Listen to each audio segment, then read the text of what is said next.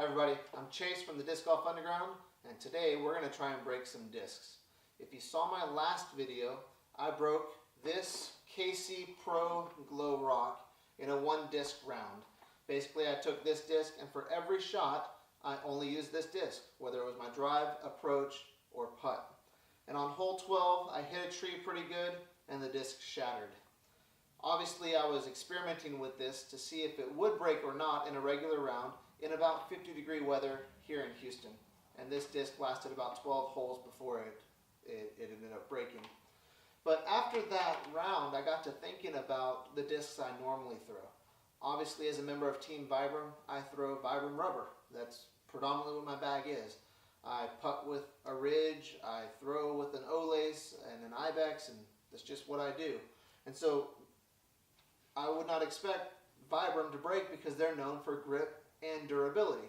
Well, the durability comes down to how these discs are made. But after that round with that KC Glow Rock, I got to thinking, what if I could break a Vibram disc, and what would that look like? So that's what this video is all about. We're going to try and break some discs. So I've got 3 discs here that we're going to do different things with to see what happens. And the reason I picked these 3 is because of their specific characteristics. This is a 174 medium ridge. This is a 174 medium ridge, and this is a 175 medium ridge. They're the 3 discs I had in my stash that I was willing to potentially break or mess up, that were all about the same weight and were all about the same characteristic in density.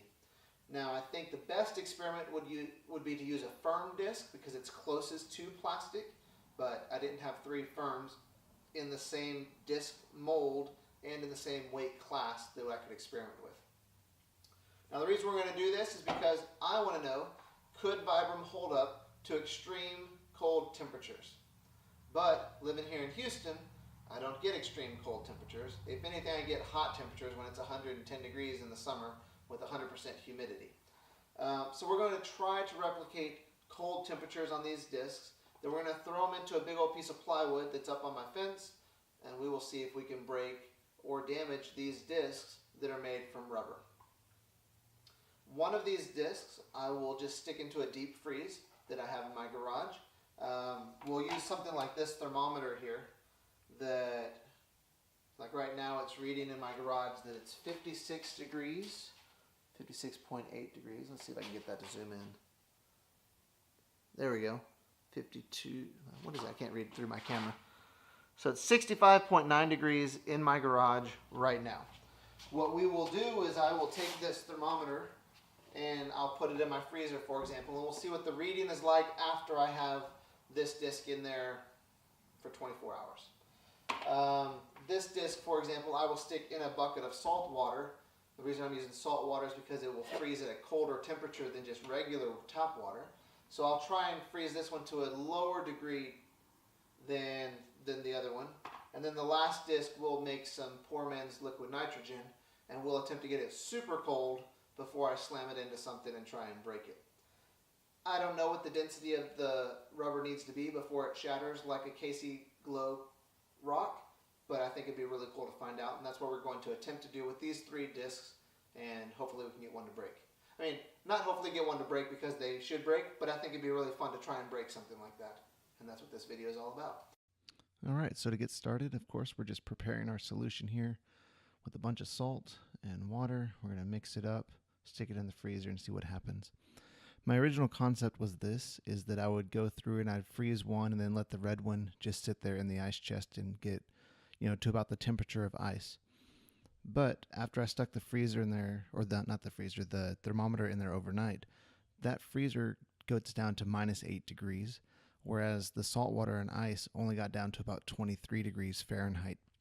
So technically the red disc ended up getting a little bit colder at 8 degrees than the block of ice, which was at 23 degrees Fahrenheit. The problem with this particular experiment this day is it was about 70 degrees outside, and so as soon as we opened up that freezer, the discs started warming up, and so we had to run out to the field, throw it right into the wall, and just kind of see what was going on. So here's my first attempt with the red disc. I ended up throwing this disc 5 times into the wall, looking for it to try and shatter. I took, for the video purposes on each of these discs, the first, third, and fifth throw, just looking to try and see some type of change that would happen to it. This disc, like I said, once it came out of the freezer, measured at about 8 degrees, but outside at 70 degrees. So almost immediately once I got out there and threw it, it started getting a bunch of condensation all over the disc as it started warming up to the air. And pretty much by the fifth throw, it felt like a normal, 70-degree disc that had been sitting out in Houston for a while.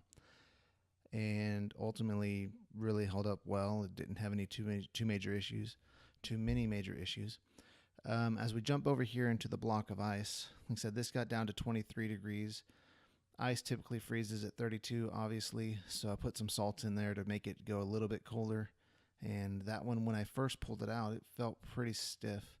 But once again, just like the red disc that we saw earlier, within a few throws, it started warming up and got more or less back to normal temperatures. So this wasn't the best experiment for me to try and replicate always being able to throw in the cold.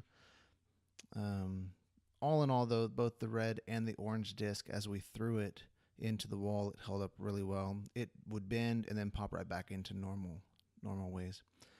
What's really interesting about this experiment is just how quickly the discs turned back to normal temperatures after being frozen for over 24 hours. And so I thought that was interesting. As we come into this next disc here, which is going to be the blue one, I put this through what is known as poor man's liquid nitrogen. And this stuff is super dangerous whenever you aren't paying attention. So you'll notice I've got these black gloves that protect the solution from getting on my skin. And then I'll end up wearing some thermal gloves as well because I don't want my hand to freeze. This concoction of dry ice and rubbing alcohol will get down to about negative 100 degrees Celsius if it's mixed appropriately. My thermometer that I had only showed minus 58 Fahrenheit as a lowest possible reading it could get. So I technically don't know how cold my disc got here, but all the research I did in trying to prepare this solution said it could get super, super, super cold. And so I was really expecting some good things with this. But as you saw here, it did not shatter on the first throw.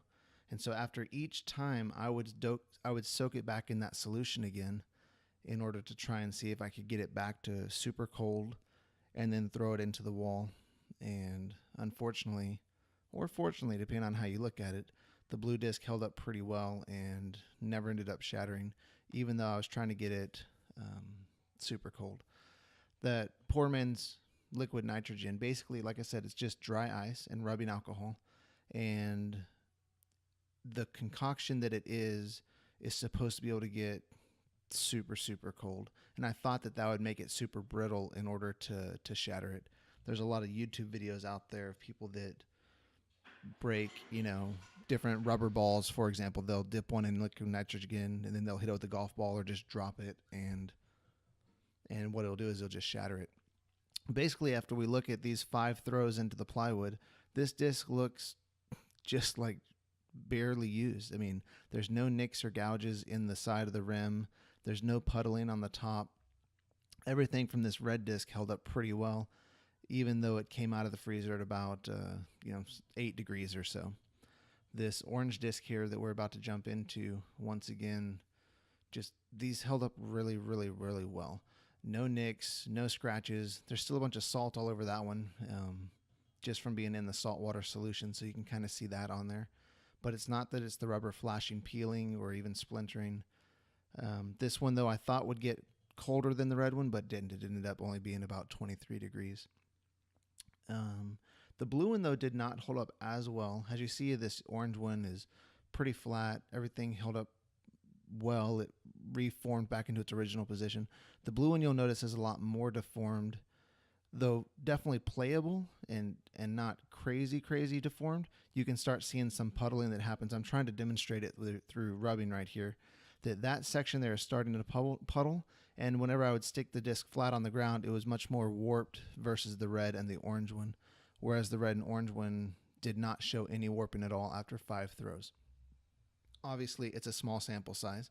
I only took 5 throws, But basically I stopped at 5 throws because it was just too warm outside and I couldn't keep the disc in its cold temperature at 823 and minus 50 or whatever degrees Fahrenheit. So like you can see here, though, this blue one definitely got the warped end of the stick. When I would throw it on the wall, that one deformed the most, but it was also the one that got much colder than what we would typically be able to play with.